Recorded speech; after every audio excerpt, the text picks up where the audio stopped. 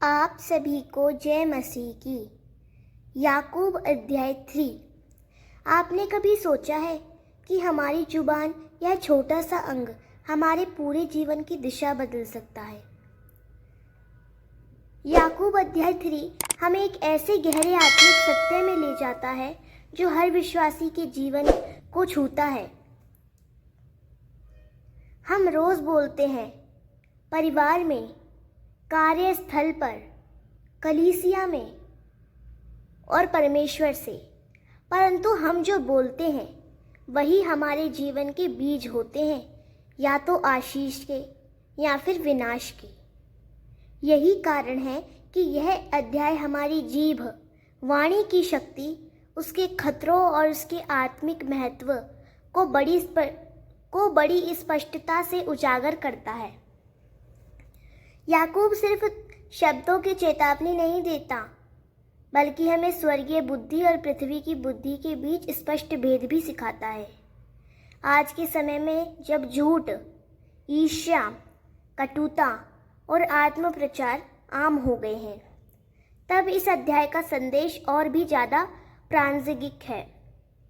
यह हमें बुलाता है, अपनी वाणी को पवित्र आत्मा के नियंत्रण में दे दो, ताकि तुम्हारा जीवन भी शांति, पवित्रता और आशीष से भर जाए।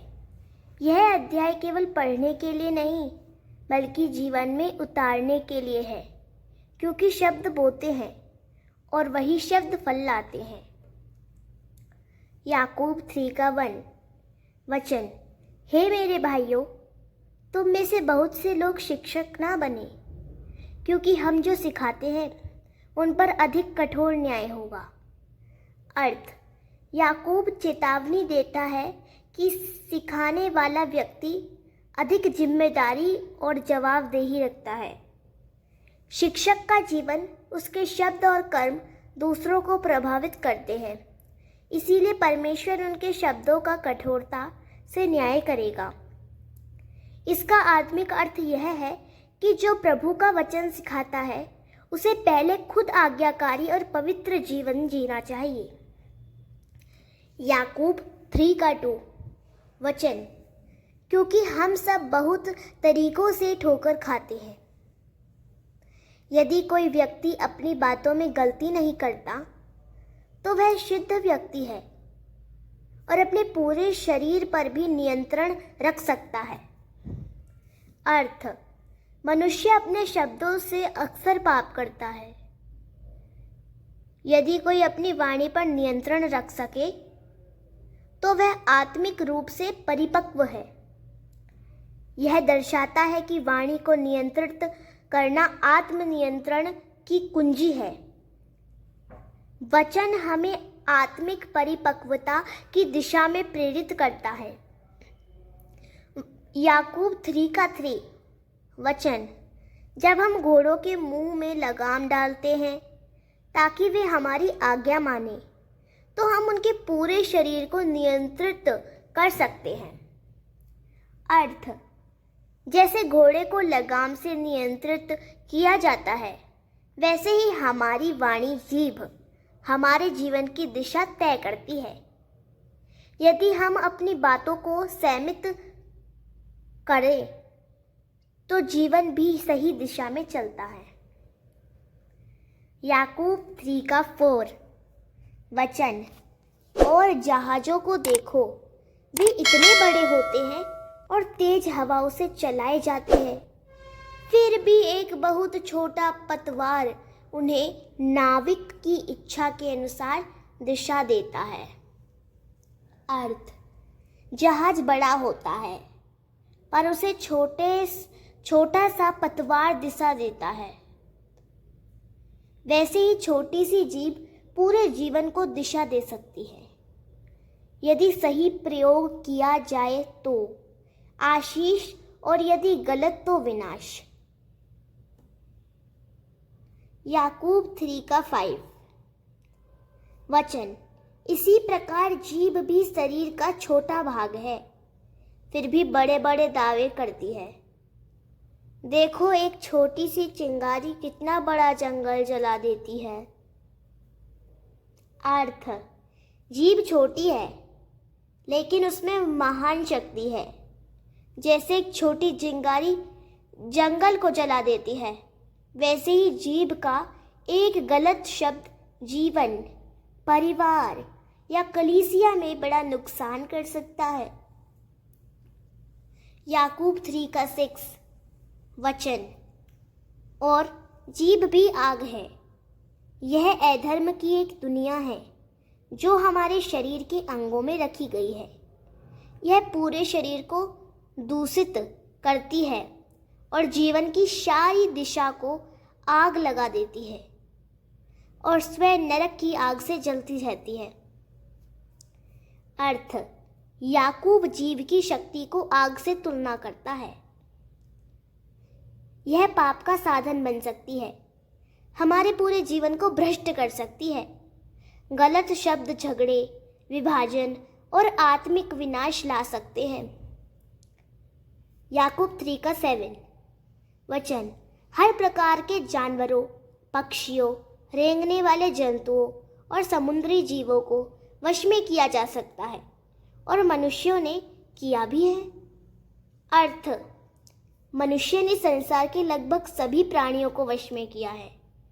यह उसकी बुद्धि और शक्ति को दर्शाता है।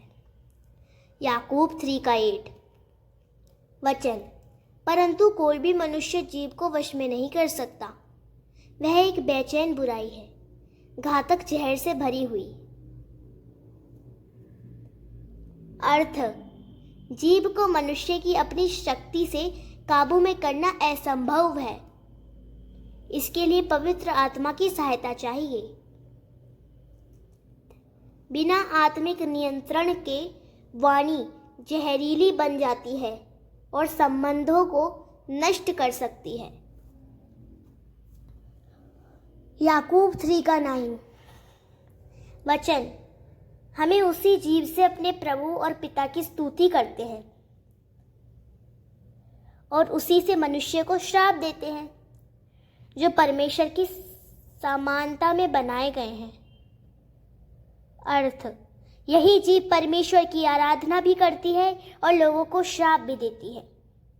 यह दोहरा व्यवहार गलत है क्योंकि सभी मनुष्य परमेश्वर के प्रतिरूप में बने हैं। याकूब 3:10 वचन, एक ही मुंह से आशीर्वाद और श्राप निकलते हैं। मेरे भाइयों, ऐसा नहीं होना चाहिए। अर्थ, याकूब स्पष्ट कहता है कि एक विश्वासी की वाणी से केवल आशीष निकलनी चाहिए, श्राप नहीं। दोहरे स्वभाव वाली वाणी परमेश्वर को अप्रसन्न करती है। याकूब 3:11 वचन, क्या एक ही सोता मीठा और कड़वा पानी एक साथ उगल सकता है? अर्थ, जैसे एक सोता एक साथ 2 प्रकार का पानी नहीं दे सकता, वैसे ही विश्वासी की वाणी में भी 2 प्रकार की बातें नहीं होनी चाहिए। याकूब 3:12 वचन, हे मेरे भाइयों, क्या अंजीर का पेड़ जैतून के फल दे सकता है या अंगूर की बेल अंजीर के फल दे सकती है? नहीं, खारा सोता मीठा पानी दे सकता है। अर्थ, स्वभाव जो होता है वही फल देता है। विश्वासी का स्वभाव मसीही होना चाहिए, इसीलिए उसकी वाणी भी मसीही फल देनी चाहिए। प्रेम, आशीष और सत्य। याकूब 3:13 वचन, तुम में कौन बुद्धिमान और समझदार है? वह अपने अच्छे आचरण और ज्ञान से उत्पन्न नम्रता के कामों से यह दिखाए। अर्थ, सच्ची बुद्धि शब्दों से नहीं बल्कि विनम्र आचरण और कर्मों से प्रकट होती है। आत्मिक ज्ञान नम्रता लाता है, घमंड नहीं। याकूब 3:14 वचन, परंतु यदि तुम्हारे हृदय में कड़वी ढाह और स्वार्थ है तो घमंड मत करो और सत्य के विरोध में झूठ मत बोलो।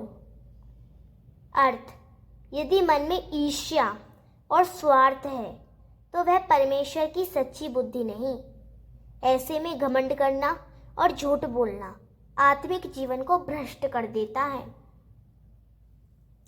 याकूब 3:15 वचन, ऐसी बुद्धि ऊपर से नहीं आती परंतु सांसारिक, शारीरिक और दुष्ट आत्मिक है।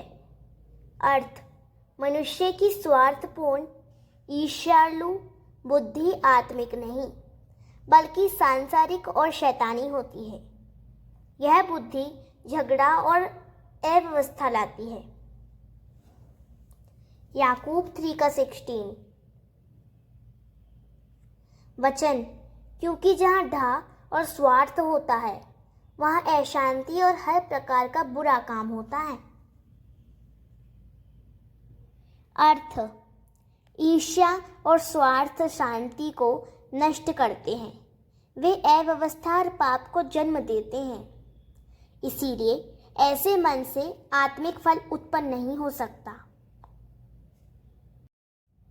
याकूब 3:17 वचन, परंतु ऊपर से आने वाली बुद्धि सबसे पहले पवित्र होती है, फिर वह शांति प्रिय, नम्र, समझाने योग्य, दया और अच्छे फलों से भरी हुई है, पक्षपात रहित और कपट रहित होती है।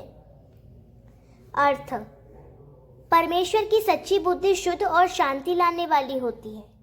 यह दया, निष्पक्षता, सच्चाई और विनम्रता से भरी होती है।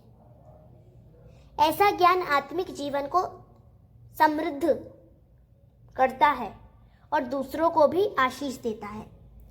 याकूब 3:18 वचन, और जो लोग शांति बोते हैं वे धर्म का फल शांति में काटते हैं।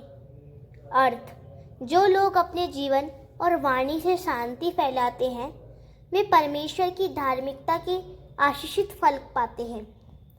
शांति बोना आत्मिक जीवन का महत्वपूर्ण कार्य है। याकूब अध्याय 3 हमें एक गहरी आत्मिक सच्चाई दिखाता है। हमारी जीभ में जीवन और मृत्यु की शक्ति है।